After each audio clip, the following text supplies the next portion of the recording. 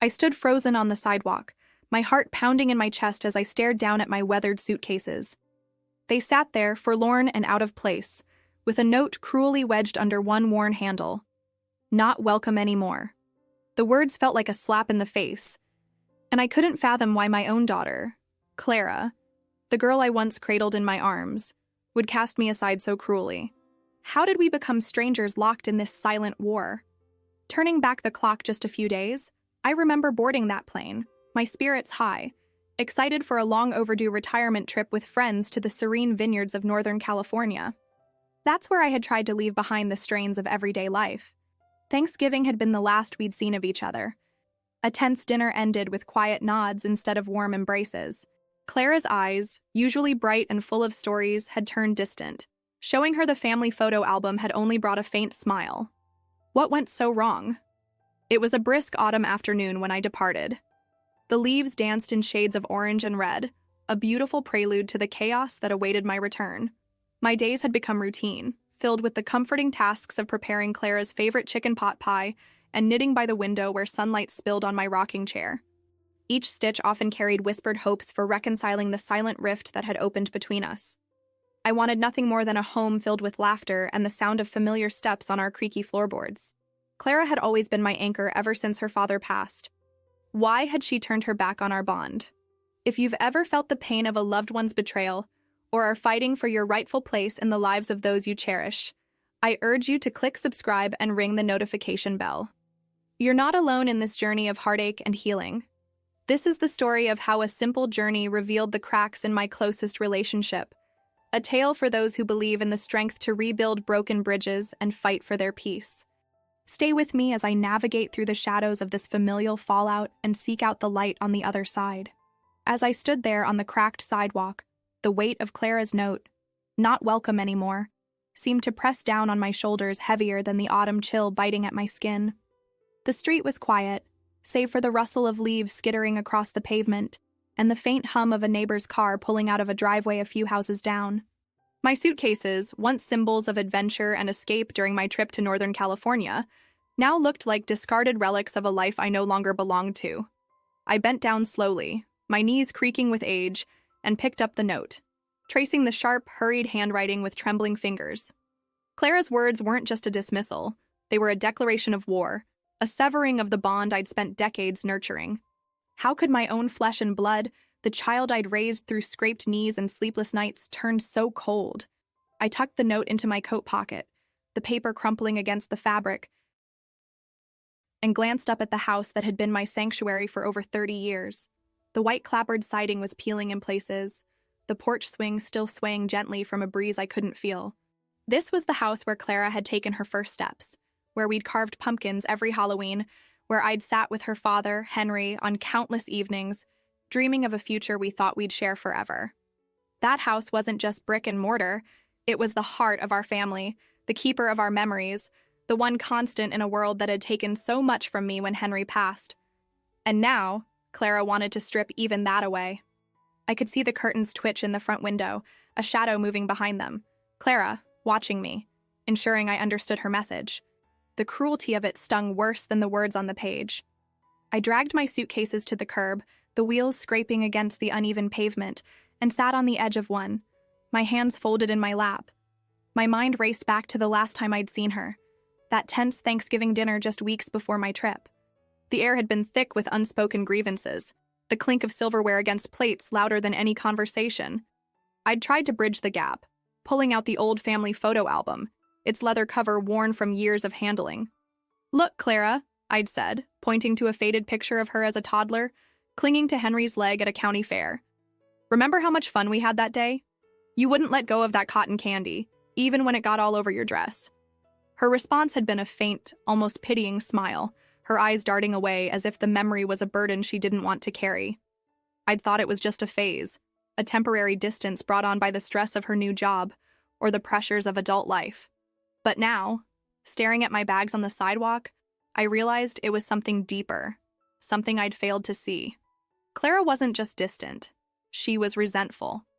I could feel it now, piecing together the subtle slights that had accumulated over the past year like dust on a forgotten shelf. The way she'd stopped calling me Mom in favor of a curt Margaret, as if reducing me to a stranger could erase the history between us. The way she'd roll her eyes when I offered to cook her favorite chicken pot pie, muttering under her breath about how she didn't have time for nostalgia. The way she'd started locking the door to her old bedroom upstairs, as if guarding some secret I wasn't privy to. Each of these microaggressions had been a tiny cut, barely noticeable on its own, but together they'd formed a wound that now bled openly on this sidewalk. What had I done to deserve this? Was it because I'd held on too tightly after Henry died, leaning on Clara as my anchor when she was still a teenager grappling with her own grief? Or was it something else? Something I couldn't yet grasp. As I sat there, lost in thought, a car slowed down in front of the house, the driver's window rolling down to reveal my neighbor, Mrs. Thompson, her gray hair pulled back in a tight bun. "Margaret, dear, what on earth are you doing out here with your bags? It's getting cold." Her voice was laced with concern, her eyes darting between me and the house. I forced a smile, though it felt more like a grimace.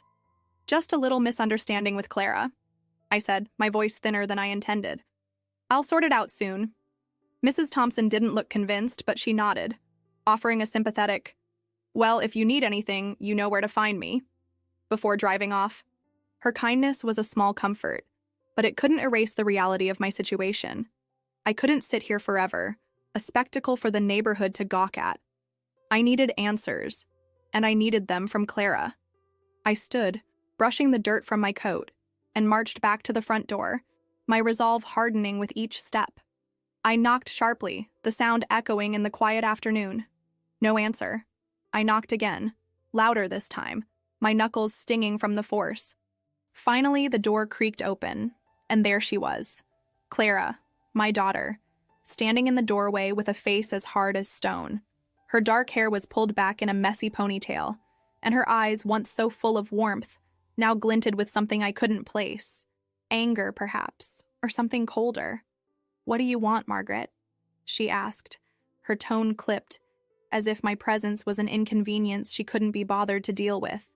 "Clara, we need to talk," I said, trying to keep my voice steady despite the tremor I felt building in my chest. "What is this note? Why are my things outside? This is my home, too." She crossed her arms, leaning against the doorframe, her posture a barrier between us. "It's not your home anymore," she said, her words cutting through me like a knife. "I've been thinking about this for a long time. You can't just waltz back in here after your little vacation and expect everything to be the same. I've made my decision." Her voice dripped with disdain, each syllable a calculated jab. I stared at her, searching for any trace of the girl I'd raised, but all I saw was a stranger wearing her face.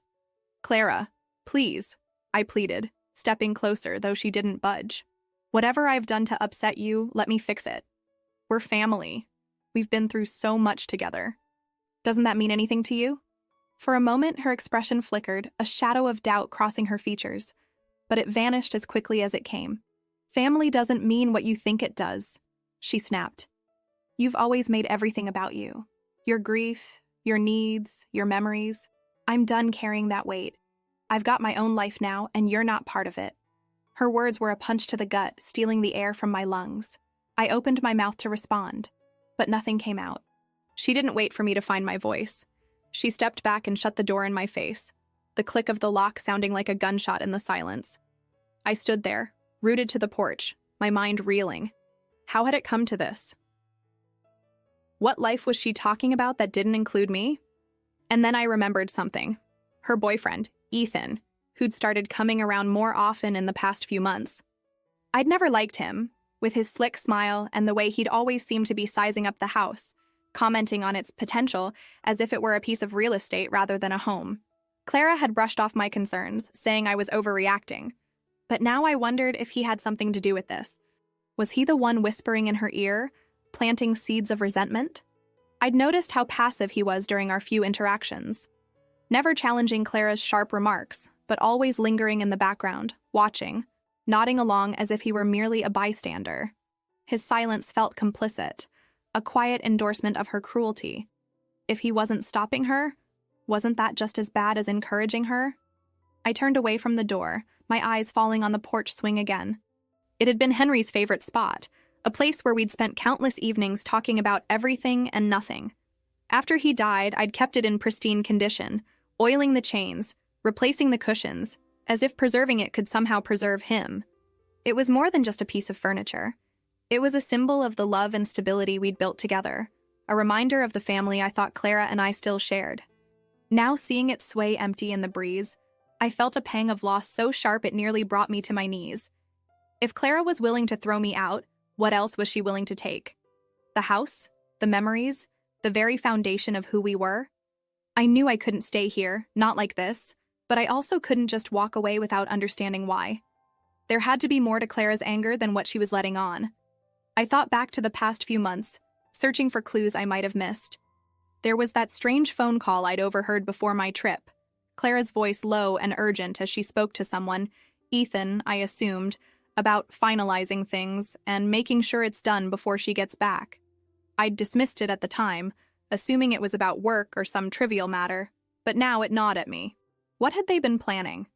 Was this rejection just the surface of a deeper betrayal? With nowhere else to go, I decided to call my old friend Linda, who lived a few towns over.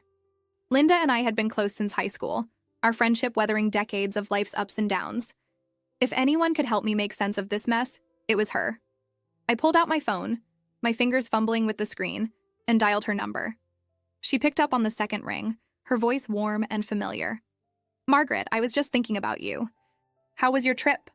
I tried to keep my tone light, but the moment I started explaining what had happened, Clara's note, the locked door, the coldness in her eyes, my voice cracked, and the tears I'd been holding back spilled over. "Oh, honey," Linda said, her tone shifting to one of deep concern. "I'm so sorry. That's awful." Clara's always been a bit headstrong, but this is something else. "Do you think there's more to it than just a fight?"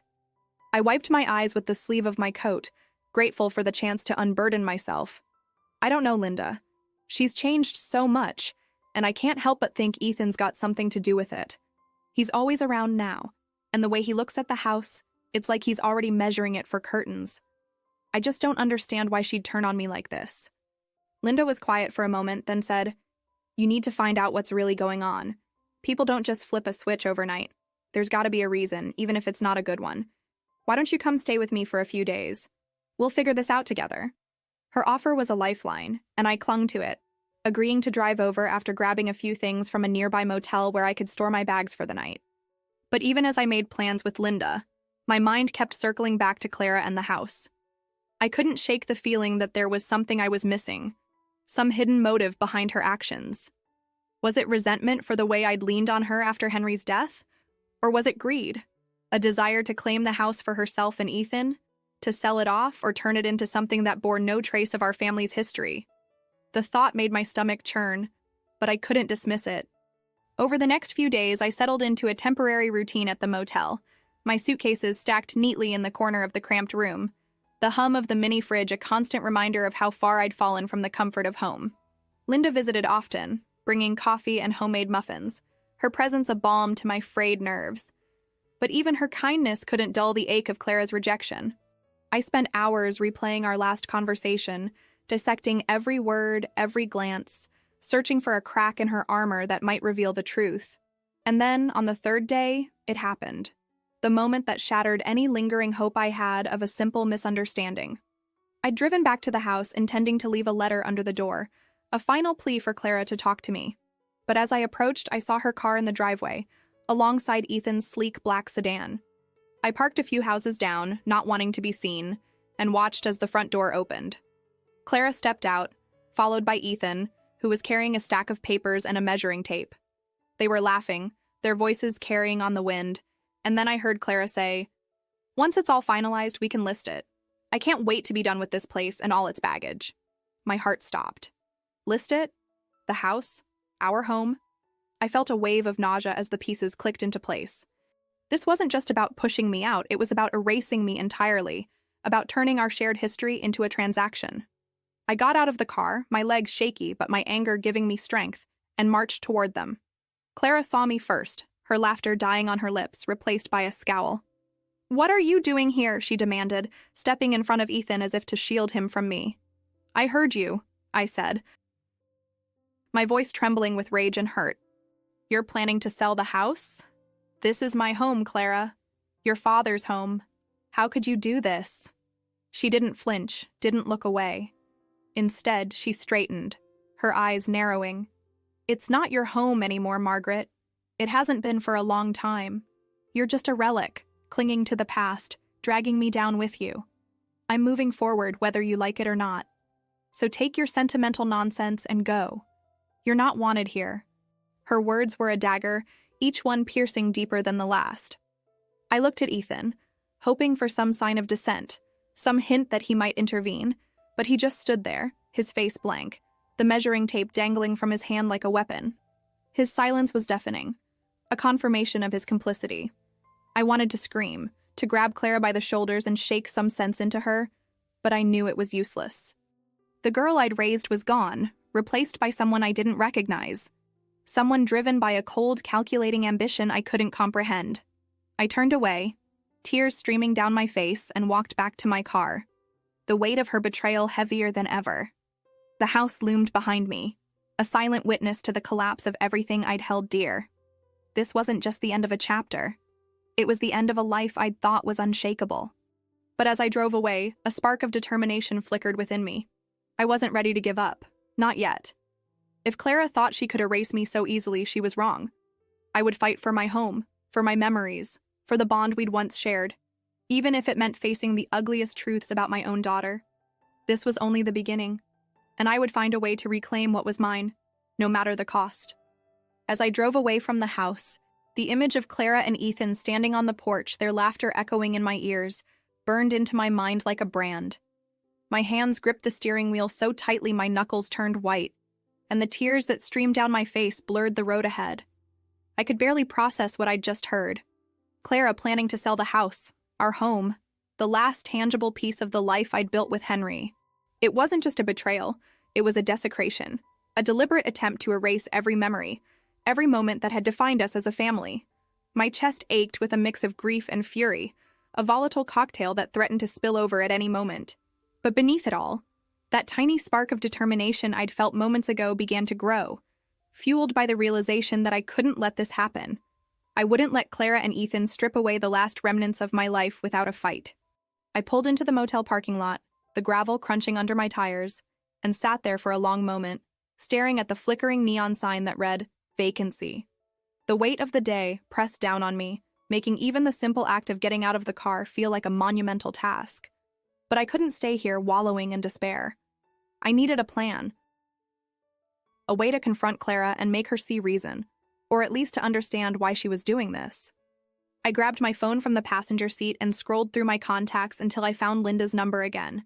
Her voice had been a lifeline earlier, and I needed that grounding presence now more than ever. She answered almost immediately, her tone warm but tinged with worry.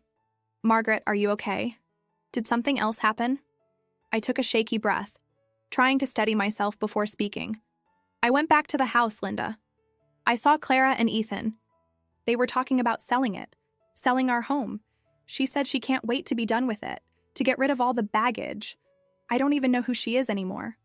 My voice broke on the last word, and I pressed a hand to my mouth to stifle a sob. Linda let out a long sigh, the kind that carried years of shared history and unspoken understanding. "Oh, Margaret, I'm so sorry. That's beyond cruel. But you know, people don't just turn like this without a reason. Something's driving her, whether it's Ethan or something deeper. You've got to find out what it is before you can fight back. Why don't you come over tomorrow morning? We'll sit down, have some coffee, and figure out your next move. You're not alone in this, okay?" Her words were a balm, even if they couldn't erase the pain. I agreed to meet her the next day, then hung up and dragged myself into the motel room, the musty smell of the carpet and the hum of the mini fridge greeting me like old, unwelcome friends.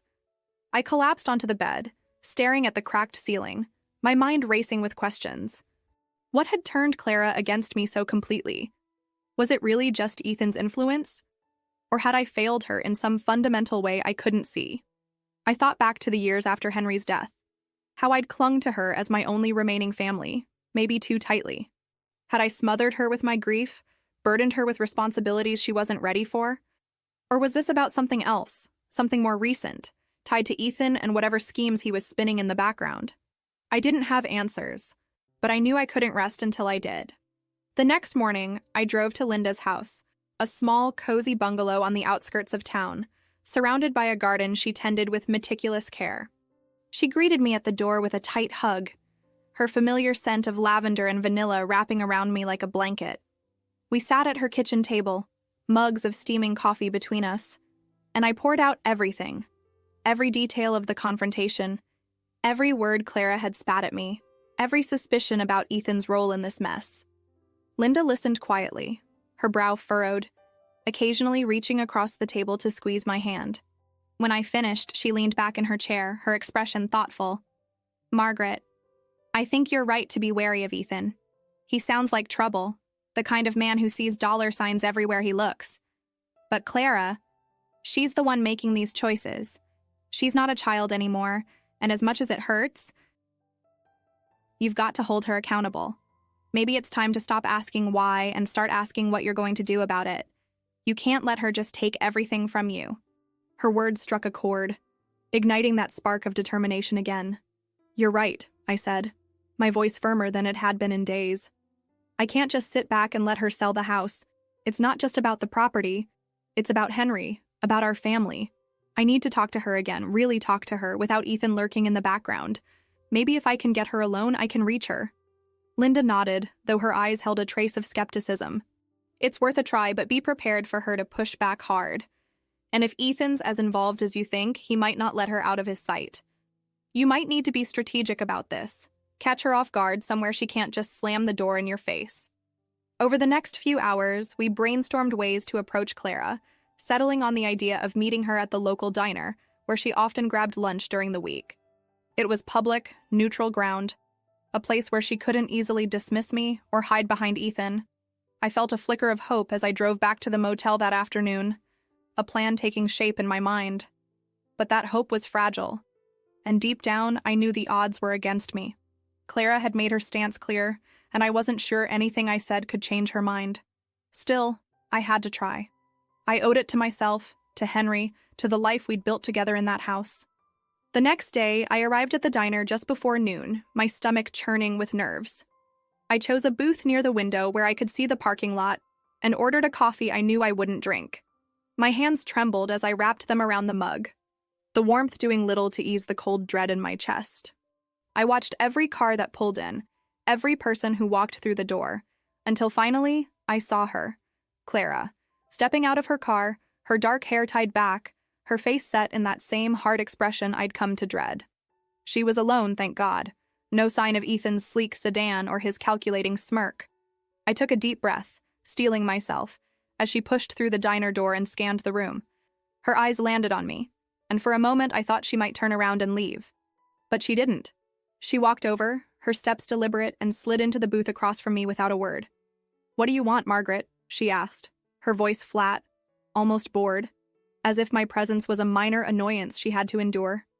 I forced myself to meet her gaze, searching for any trace of the daughter I knew, but her eyes were cold, impenetrable. "Clara, I needed to see you, to talk without anyone else around. I heard what you said yesterday about selling the house. I can't believe you'd do this, not just to me, but to your father's memory.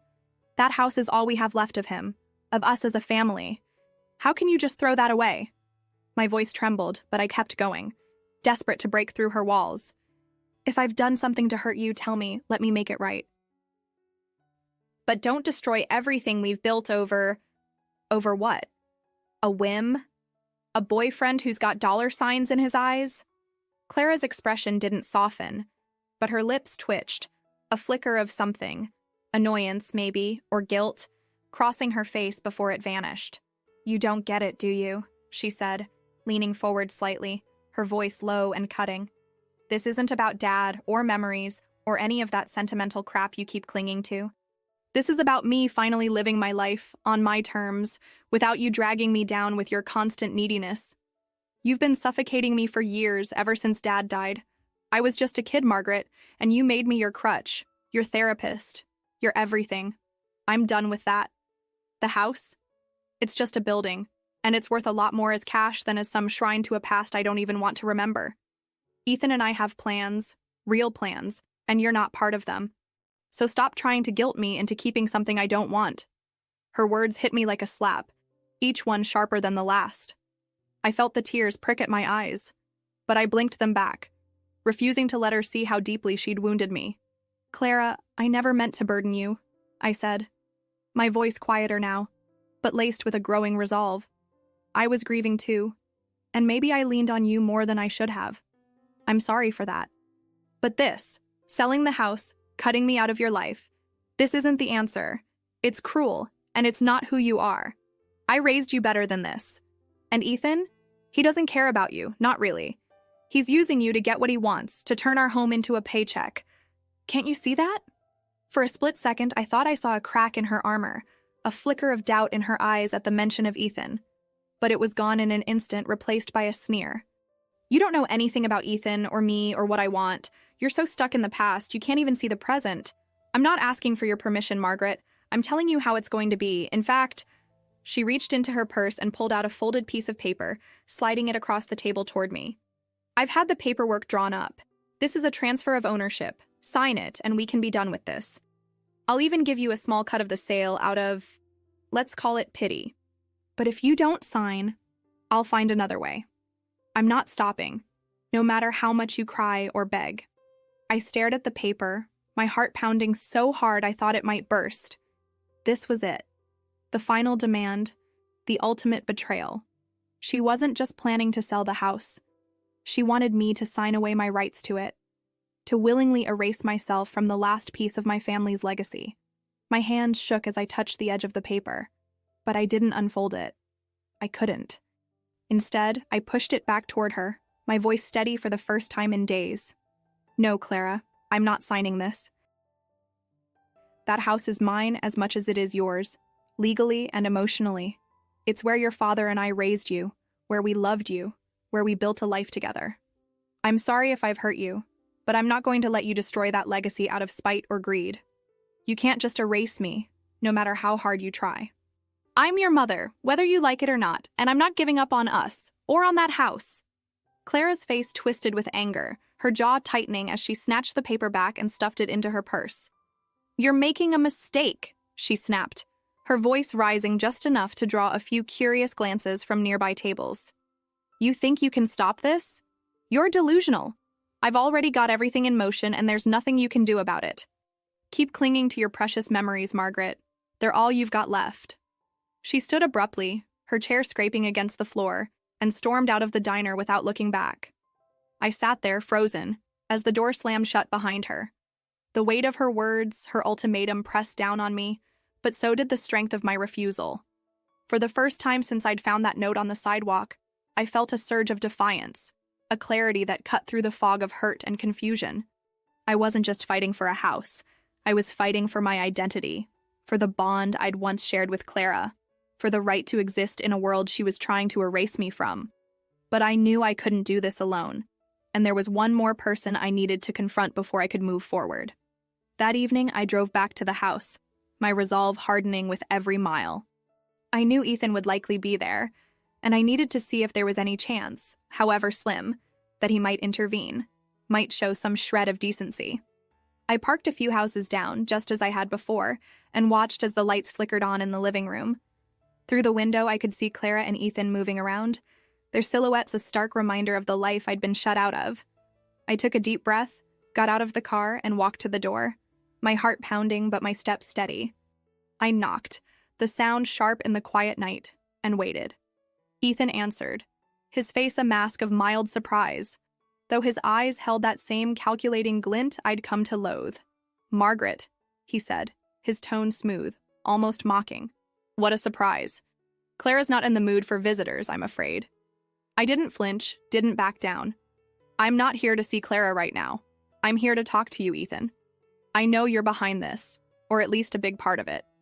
You've got Clara convinced that selling the house is her ticket to some grand future, but I see through you. This is my home, my family's home, and I'm not letting you turn it into a quick profit. If you have any decency, any respect for what Clara and I have been through, you'll back off. Talk to her. Make her see reason. For a moment, Ethan just stared at me, his expression unreadable. Then he let out a low chuckle, shaking his head as if I'd just told a mildly amusing joke. Margaret, you're wasting your breath. Clara's made up her mind, and I'm not about to argue with her. She's a grown woman, capable of her own decisions. If she wants to sell, that's her call. I'm just here to support her. And frankly, I think it's time you let go. You're holding on to something that's already gone. His words were a dismissal, a confirmation of everything I'd feared. He wasn't just complicit. He was reveling in it, content to watch Clara tear me apart as long as it lined his pockets. I felt a wave of disgust, but also a strange sense of clarity. There would be no help from him, no ally in this fight. I was truly on my own. I turned away without another word, walking back to my car as the door clicked shut behind me. The night air was cold, biting at my skin, but it couldn't touch the fire that was building inside me. Clara's ultimatum, Ethan's indifference, they were the final straws, the catalysts that pushed me past despair and into action. I sat in the driver's seat, staring at the house, at the porch swing swaying gently in the breeze, and I felt something snap inside me. Not in a destructive way, but in a way that felt like waking up. I wasn't just going to fight for the house. I was going to fight for the truth, for the daughter I'd lost, for the life I deserved to reclaim. The next day, I returned to the house one last time, unannounced, my heart pounding but my mind clear. Clara's car was in the driveway, and I knew this was my chance for a final confrontation, a moment to lay everything bare. I marched to the door and knocked, harder than I ever had before, the sound a declaration in itself. When Clara opened the door, her face was a storm of irritation, but I didn't give her a chance to speak. "We're not done, Clara," I said, my voice steady, cutting through the tension between us. "You think you can just push me out, sell the house, erase everything we've been through? You're wrong. I've spent my life building that home, not just for me, but for you, for your father. And I'm not signing anything. You want to talk about baggage? Let's talk about how you've let Ethan poison you, how you've turned your back on the only person who's always been there for you. I know I wasn't perfect after Dad died, and I'll carry that regret forever. But this cruelty, this betrayal, it's not who you are. Or at least, it's not who you were. So tell me, Clara, what's really driving this? Is it money? Is it Ethan? Or are you just so angry at me that you're willing to destroy everything to prove a point?" Clara stared at me, her mouth opening and closing as if she couldn't find the words. For the first time, I saw a flicker of something raw in her eyes. Anger, yes, but also pain, maybe even shame. But she quickly masked it, her face hardening again. "You don't get to lecture me," she spat, stepping closer, her voice trembling with barely contained rage. "You think you know me? You don't. You've been so wrapped up in your own grief, your own little world, that you never saw what I needed. I'm doing this because I have to, because it's the only way I can move forward. So stop pretending you're the victim here. You're the one who made this mess, and I'm cleaning it up." Her words stung, but they didn't break me. Instead, they fueled me. I took a step forward, closing the distance between us, my voice rising to match hers. "Cleaning it up? You're tearing it apart, Clara. You're not just selling a house. You're selling our history, our family. And for what? A man who doesn't even have the guts to stand up for what's right? I saw Ethan last night, and he didn't even try to deny it. He's using you, and you're too blind to see it. Or maybe you do see it, and you just don't care. But I care. I care enough to fight for you, even if you hate me for it. So go ahead, try to sell the house. Try to erase me. I'm not going anywhere. I'll find a way to stop this, legally if I have to, because I'm not just fighting for a building. I'm fighting for us." The air between us crackled, charged with years of unspoken hurt, of wounds we'd both inflicted and endured.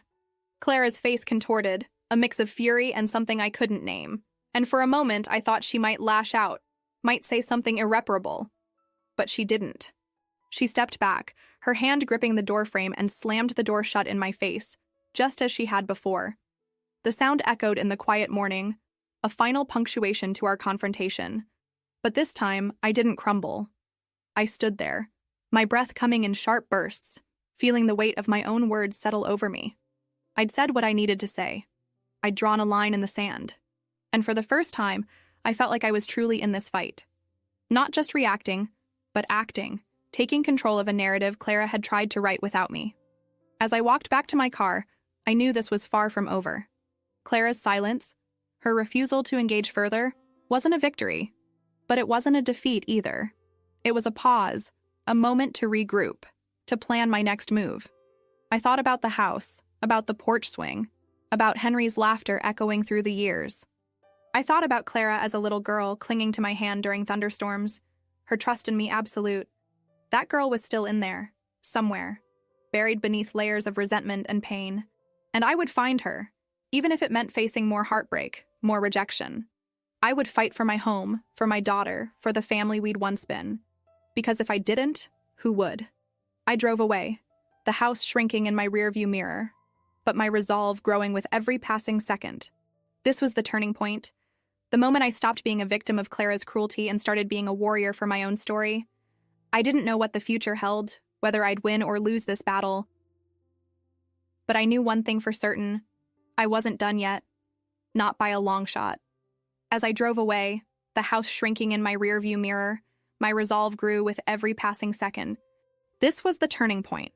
The moment I stopped being a victim of Clara's cruelty and started being a warrior for my own story. I didn't know what the future held, whether I'd win or lose this battle. But I knew one thing for certain. I wasn't done yet. Not by a long shot. The next morning, I woke up in the motel room with a clarity I hadn't felt in weeks. The ache of Clara's rejection still lingered, but it was overshadowed by a newfound determination.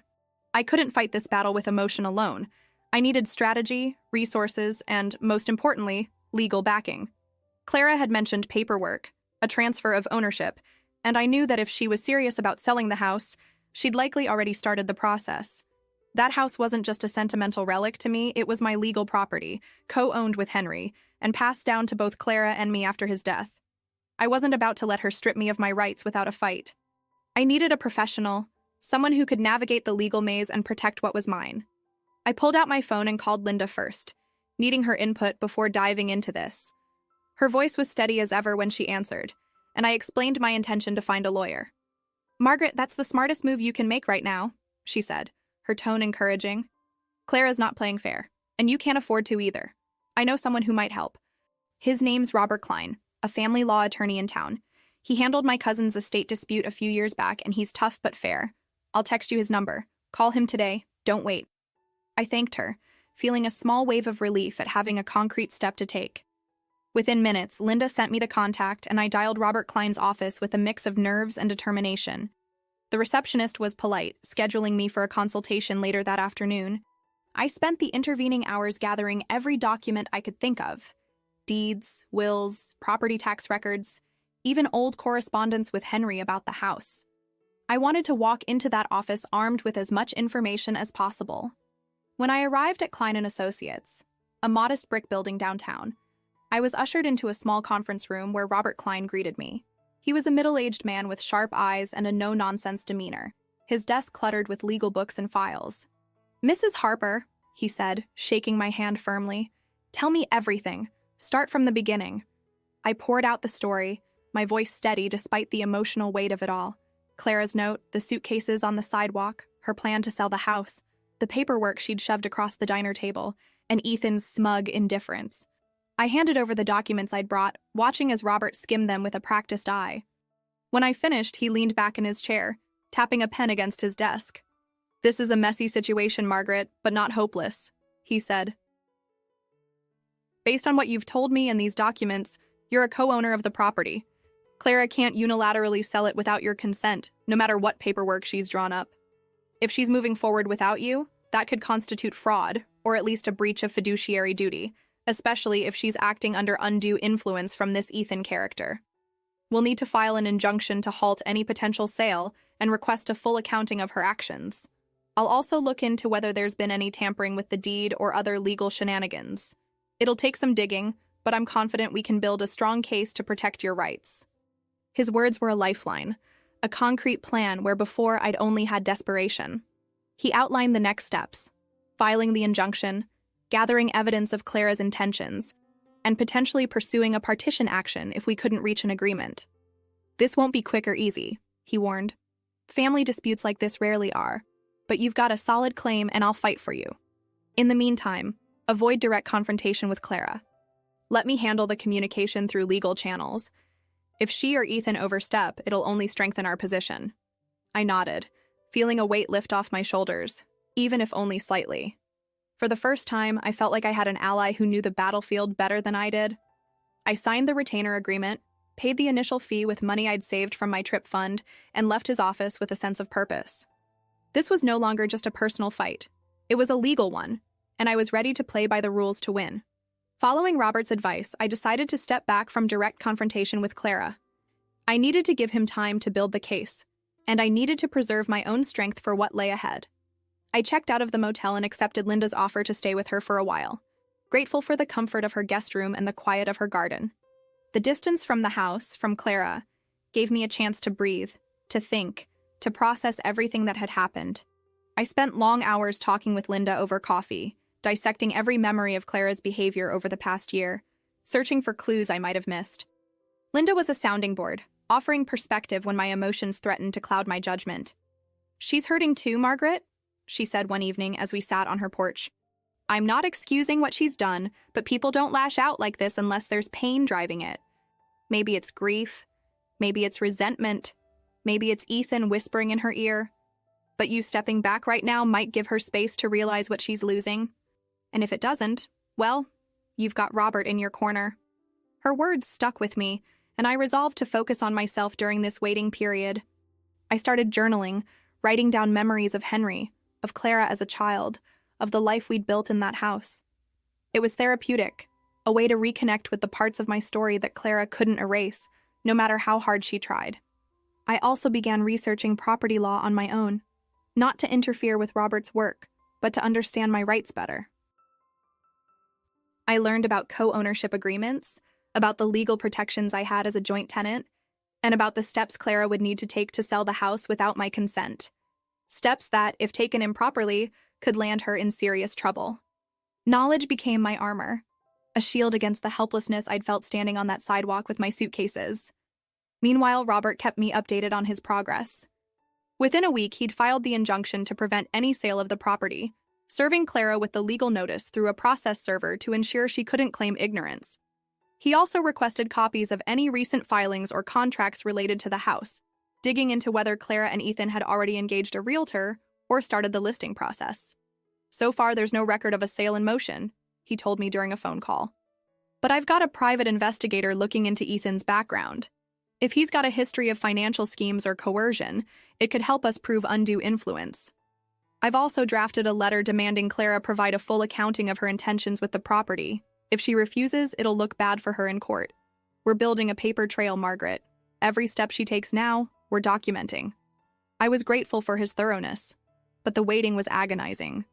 I couldn't help but wonder what Clara was doing, how she'd reacted to the legal notice, whether Ethan was pushing her to fight back harder. Linda encouraged me to stay out of it, to let the process unfold, but the urge to drive by the house, to see if anything had changed, gnawed at me. One evening, against my better judgment, I gave in. I parked a few streets away, walking the familiar path to the house under the cover of dusk. The lights were on, and through the window I could see Clara pacing in the living room, her phone pressed to her ear, her gestures animated and angry. Ethan sat on the couch, his posture relaxed but his eyes sharp, watching her every move. I couldn't hear their conversation, but the tension was palpable, even from a distance. Clara's face was a storm of frustration, and at one point she threw her hands up, clearly exasperated. Was it the injunction? Was it me? Or was Ethan tightening his grip, pushing her to escalate?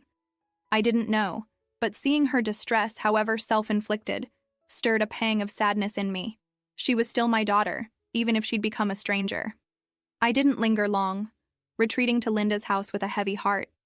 But the glimpse into Clara's world confirmed something for me. She wasn't as in control as she wanted me to believe. There were cracks in her resolve, vulnerabilities that might surface if given time. I shared my observations with Robert the next day, and he nodded thoughtfully over the phone. "That's useful, Margaret. If she's showing stress, it could mean she's realizing the legal implications of her actions, or it could mean Ethan's overplaying his hand. Either way, we keep the pressure on. I've got a meeting with the county clerk tomorrow to verify the property records. If there's any discrepancy or attempt to forge your signature, we'll have her dead to rights." Hang tight. Hanging tight was easier said than done, but I did my best. Days turned into weeks, and I settled into a routine at Linda's, helping with her garden, cooking meals together, and even joining her for a local book club to distract myself. The distance from the conflict gave me perspective, allowing me to see my own role in Clara's resentment more clearly. I hadn't been perfect after Henry's death. I'd leaned on her too heavily, burdened her with my grief when she was still processing her own. That didn't excuse her cruelty, but it explained some of her anger. I wrote her a letter one night, not to send but to process my thoughts, apologizing for the ways I'd failed her while reaffirming my love and my refusal to let her destroy our shared history. It was cathartic, a way to release some of the guilt without compromising my fight. During this time, Robert uncovered a critical piece of evidence. He called me late one evening, his voice tinged with quiet triumph. "Margaret, we've got something." My investigator found that Ethan has a history of real estate scams in another state. Nothing convicted, but multiple complaints of pressuring vulnerable property owners into quick sales for below market value. More importantly, we've got proof that Clara attempted to file a transfer of ownership document with your forged signature. It didn't go through because the clerk flagged it as suspicious, but the attempt is on record. This is fraud, plain and simple. I've drafted a motion to present this to a judge, along with a request for a temporary restraining order to prevent any further tampering with the property. If we play this right, we can not only stop the sale, but potentially pursue criminal charges against Clara and Ethan. I'll need you to come to the courthouse next week for a hearing. Are you ready? I was stunned, my heart racing with a mix of vindication and sorrow. Clara had gone that far, forging my signature, trying to erase my claim to the house behind my back. It was a betrayal deeper than I'd imagined, but it was also the ammunition I needed. "I'm ready," I told Robert, my voice firm. "Let's do this. I want to protect my home, but I also want Clara to see what she's become. Maybe this will be the wake-up call she needs." Robert agreed to prepare me for the hearing, walking me through what to expect and how to present myself. Calm, composed, focused on the facts. The day of the hearing arrived, a crisp morning with a bite of autumn in the air. I dressed in a simple navy blazer and slacks, wanting to project strength and dignity, and drove to the county courthouse with Linda by my side for moral support. The building was imposing, all gray stone and tall columns, but I felt a strange calm as I walked through the doors. This wasn't just about me anymore. It was about justice, about holding Clara accountable for her actions, about reclaiming my place in a story she'd tried to rewrite. Robert met us in the lobby, his briefcase stuffed with documents, and gave me a reassuring nod. "We've got a strong case, Margaret. The judge will see the forged document, the injunction request, and the evidence of Ethan's history. Clara's been served notice of this hearing, so she'll likely be here with or without counsel. Stay steady, and let me do the talking unless the judge addresses you directly." The courtroom was smaller than I'd expected, with wooden benches and a faint smell of polish. Clara was there, sitting on the opposite side with Ethan beside her, his face a mask of feigned confidence. She wouldn't meet my eyes, her gaze fixed on the floor, her hands clenched in her lap. I felt a pang of sadness at the sight of her, so far from the girl I'd raised, but I pushed it aside. This wasn't the time for sentiment. It was the time for accountability. The judge, a stern woman with gray hair pulled into a tight bun, called the case, and Robert presented our motion with precision, laying out the evidence of the forged signature, Ethan's questionable history, and the need for a restraining order to protect my rights as co-owner. He handed over the documents, including the clerk's report on the suspicious filing, and I watched as the judge reviewed them with a furrowed brow. Clara's attorney, a young man who seemed out of his depth, argued that the filing was a misunderstanding and that Clara had every right to pursue a sale as co-owner. But his defense crumbled under the weight of the evidence, especially when the judge pressed him on the forged signature. "This is a serious allegation," she said, her voice cutting through the room. "If proven, it constitutes fraud, and I will not take it lightly. Ms. Harper," she turned to Clara, "do you have an explanation for why your mother's signature appears on a document she claims not to have signed?" Clara's face flushed, her mouth opening and closing, but no coherent answer came. Ethan shifted uncomfortably beside her, his earlier confidence replaced by a flicker of unease. The judge granted the temporary restraining order, prohibiting any attempt to sell or transfer the property without my consent, and ordered a full investigation into the forgery claim. She also issued a warning to Clara and Ethan that any further tampering would result in legal consequences. As the gavel fell, I felt a surge of relief so powerful, it nearly brought me to tears. This wasn't the end, but it was a victory. A clear, undeniable assertion of my rights. Robert squeezed my shoulder, whispering, "We've got them on the ropes, Margaret. This order buys us time, and the forgery evidence could be the key to a permanent resolution." Outside the courtroom, I stood with Linda, breathing in the cool air, letting the weight of the moment settle over me. Clara and Ethan hurried past, avoiding my gaze, but I noticed something in Clara's posture. A slump to her shoulders, a hesitation in her steps. For the first time, she looked defeated, or at least shaken. I didn't approach her. Robert had advised against it, and frankly, I wasn't ready to face her again so soon. But seeing her like that stirred a complex mix of emotions in me. Vindication, yes, but also a lingering hope that this might be the moment she started to see the consequences of her actions. Over the next few weeks, the legal pressure continued to build. Robert pursued the forgery investigation, working with the county to trace the document's origins, while I remained at Linda's, giving Clara and Ethan space to either comply or dig themselves deeper. The restraining order held, and no further attempts to sell the house were made, though Robert kept a close watch on property records. During this time, I received an unexpected call from Mrs. Thompson, my old neighbor. Her voice was tentative but kind as she explained that she'd seen Clara sitting alone on the porch swing one evening, looking lost, in her words. "I didn't approach her, Margaret, but I thought you should know. She didn't look like herself. And Ethan hasn't been around as much lately, from what I can tell. Maybe she's starting to rethink things." I thanked her, a flicker of hope igniting in my chest. Was Clara beginning to see the error of her ways? Or was this just wishful thinking on my part? That hope was tested a few days later when Clara showed up at Linda's house unannounced. I was in the kitchen, helping with dinner, when the doorbell rang. Linda answered, and I heard her say, "Clara, what are you doing here?" My heart raced as I stepped into the hallway, seeing my daughter standing there, her face pale, her eyes red-rimmed as if she'd been crying. She didn't have the hard, defiant expression I'd grown used to. Instead, she looked small, almost fragile. "I need to talk to you, Margaret," she said, her voice quiet, almost broken. Can we sit down?" I nodded, leading her to the living room, my mind racing with possibilities. Linda gave us privacy, retreating to the kitchen with a reassuring glance.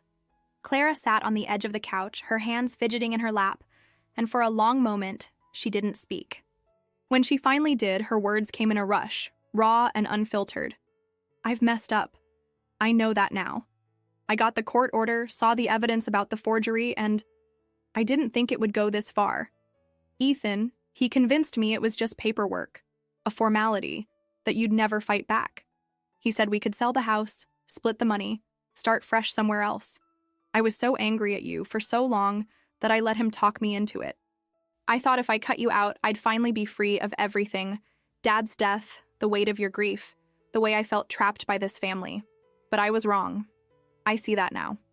After the hearing, Ethan started pulling away, saying we needed to lay low, and I realized he was never in this for me. He was in it for the money. "I'm so sorry, Mom. I don't know if you can forgive me, but I had to say it." Her use of Mom, a word I hadn't heard from her in years, hit me like a wave, breaking through the walls I'd built to protect myself. Tears welled in my eyes, but I held them back, needing to stay grounded. "Clara," I said, my voice steady but thick with emotion, "what you did hurt me more than I can put into words. You tried to take everything from me, my home, my memories, my place in this family. I'm glad you're seeing Ethan for what he is, and I'm glad you're here. But forgiveness isn't something I can just hand over. It's going to take time, and it's going to take more than words. You need to make this right, not just with apologies, but with actions. The legal case is still active, and the house is still under protection. If you're serious about rebuilding trust, you'll work with me and my lawyer to ensure nothing like this happens again. Can you do that?" She nodded, wiping her eyes, a flicker of determination crossing her face. "I will. I've already told Ethan to leave, and he's gone, at least for now. I'll sign whatever you need to drop the sale idea, to keep the house in both our names. I don't want to lose what we had, even if I've done everything to destroy it. I hope it's not too late." I didn't respond immediately, letting her words hang in the air. Part of me wanted to pull her into a hug, to erase the past months with a single gesture, but I knew we weren't there yet. Healing would be a long road, one we'd have to walk together, step by painful step. Over the next few days, Clara followed through on her promises. She met with Robert, signing documents to affirm that the house would remain co-owned, with no sale pursued without mutual consent. She also provided a written statement admitting to the forgery attempt, taking full responsibility and absolving me of any further legal pursuit against her, though Robert advised keeping the option open in case Ethan resurfaced with new schemes. Slowly, tentatively, Clara and I began to talk more. Not just about the house, but about the years of hurt between us. She opened up about how suffocated she'd felt after Henry's death, how she'd resented being my emotional anchor when she was still a teenager. I listened, acknowledging my mistakes, and shared my own pain at losing Henry and, later, her. It wasn't a full reconciliation, not yet, but it was a start, a fragile bridge we were both trying to cross. With the legal battle resolved and Clara stepping back from her destructive path, I felt a profound sense of peace for the first time in months. I returned to the house one quiet afternoon, alone, to reconnect with the space that had been the heart of so much conflict. I walked through the familiar rooms, running my fingers over the worn banister, the faded wallpaper, the kitchen table where we'd shared countless meals. Finally, I stepped onto the porch and sat on the swing, the chains creaking softly under my weight. The breeze was gentle, carrying the scent of autumn leaves, and as I swayed, I thought of Henry, of the evenings we'd spent here dreaming of the future. I thought of Clara as a child, giggling as she pushed the swing higher, her trust in me absolute. That trust had been broken, but maybe, just maybe, it could be rebuilt. I closed my eyes, letting the memories wash over me, feeling a sense of belonging that no legal document could grant. This house was mine, not just in deed, but in spirit, and I'd fought for it with everything I had. As I sat there, I realized that this journey wasn't just about saving a house. It was about saving myself, about reclaiming my identity as a mother, a widow, a woman who refused to be erased. The battle had been brutal, but it had forged something new in me, a strength I hadn't known I possessed, a resolve to stand up for what mattered, no matter the cost. And while Clara and I had a long way to go, the fact that she'd come back, that she'd called me mom again, was a victory in itself. It was a reminder that family, however broken, could still be mended, one painful, honest conversation at a time. And so, here I am, sharing this story with you, a story of loss and betrayal, but also of resilience and hope. If my fight to reclaim my home, my family, my very sense of self has touched you, I'd love for you to leave a like. And I want to hear from you in the comments. Have you ever faced a betrayal from someone you loved? Someone you thought would always be there? How did you find the strength to fight back or to forgive? Share your stories with me. I'm listening. And of course, if you haven't already, subscribe for more stories like this. Let's keep this conversation going. Until next time, take care.